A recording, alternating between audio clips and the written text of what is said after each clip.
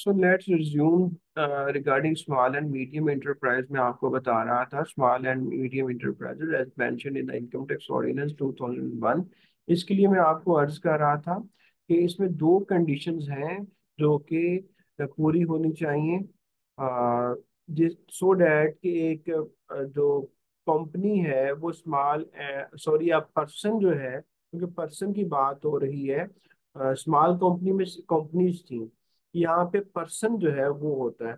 और पर्सन कौन सा होता है, सेक्शन 80 में डिफाइन है, जिसमें इंडिविजुअल, एओपी और कंपनी भी हो सकती है। इसमें फिर ये है कि उस पर्सन को नंबर वन वो मैन्युफैक्चर होना चाहिए, और नंबर टू उसका जो टर्नओवर है एक टैक्स ईयर में वो एक्सीड नहीं करना चाहिए 250 मिलियन से। अगर ये दोनों कंडीशन जो है वो पूरी हो जाती हैं तो फिर वो उस पर्सन को स्मॉल एंड मीडियम इंटरप्राइज कहा जाएगा।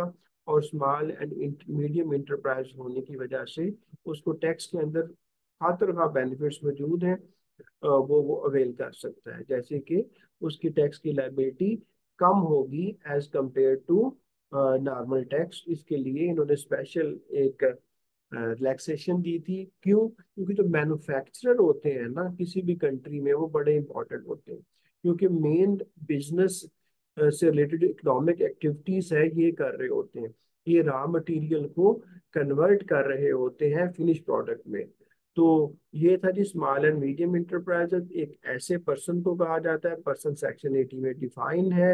ये एक मैन्युफैक्चरर होता है। कौन सा मैन्युफैक्चरर, इसको देखने के लिए सेक्शन 153 सब सेक्शन 7 और क्लास 4 को पढ़ना पड़ेगा। एक इसकी ये कंडीशन हो गई स्मॉल एंड मीडियम इंटरप्राइज में आने के लिए।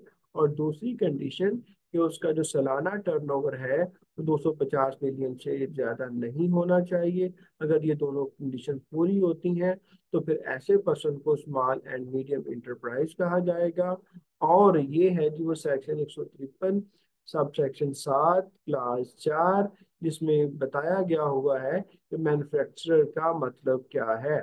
जिसमें आप देखें पॉइंट ए और बी, एक ऐसा बंदा एनी प्रोसेस, ये प्रोसेस कर रहा है विच N in which an article singly or in combination with other articles, materials, component is either converted into another distinct article or product is so changed, transferred or reshaped that it becomes capable of being put to use differently or distinctly।